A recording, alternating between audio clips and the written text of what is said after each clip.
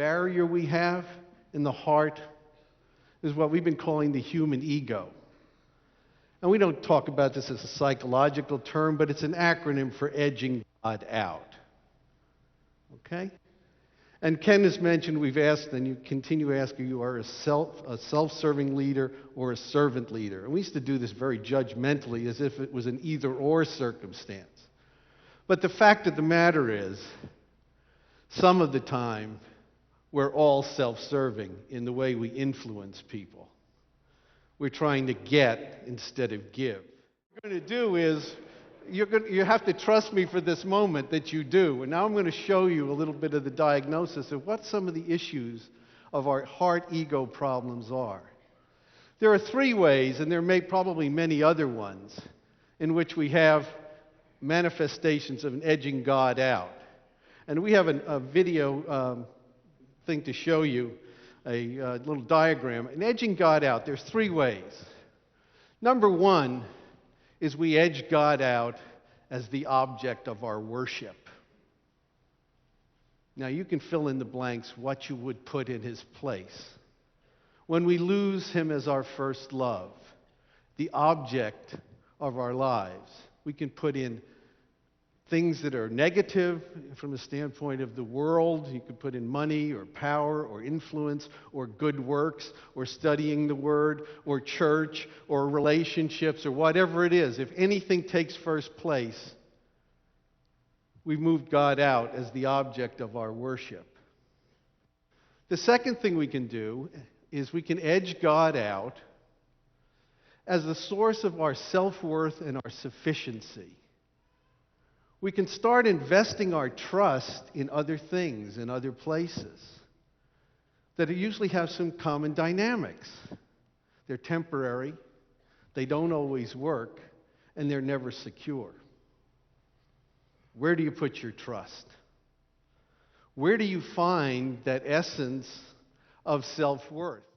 There's a wonderful book by a man named Robert S. McGee called In Search of Significance.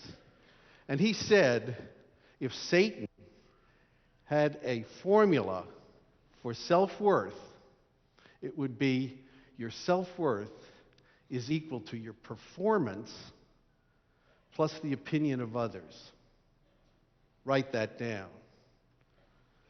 Is if Satan's formula for your self-worth is your performance plus the opinion of others, if he can get you running your life trying to fill it up, trying to feel valuable on the basis of how well you perform and what other people think of you, he will have you running an anxious life, an unfulfilled life, a life that will be sapped of joy because we can't trust these things. We edge God out.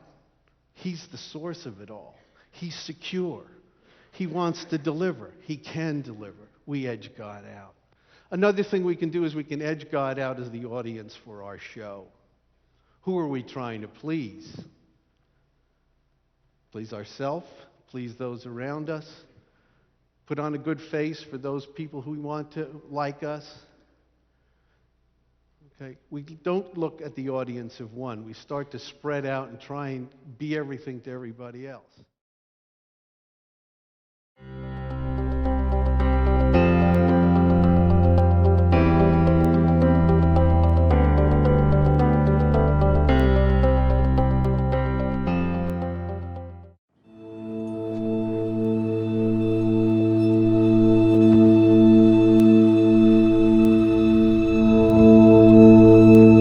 At the height of my career, which was about just a little over a year ago, I was the president of a Japanese multinational company in the Philippines.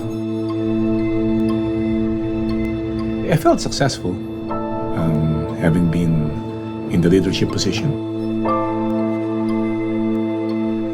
And of course, earning much. But unfortunately, though, that took so much time away from family.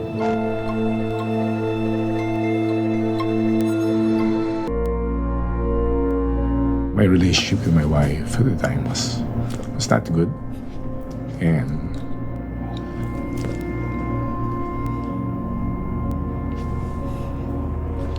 just not good. I mean, we almost separated at the time.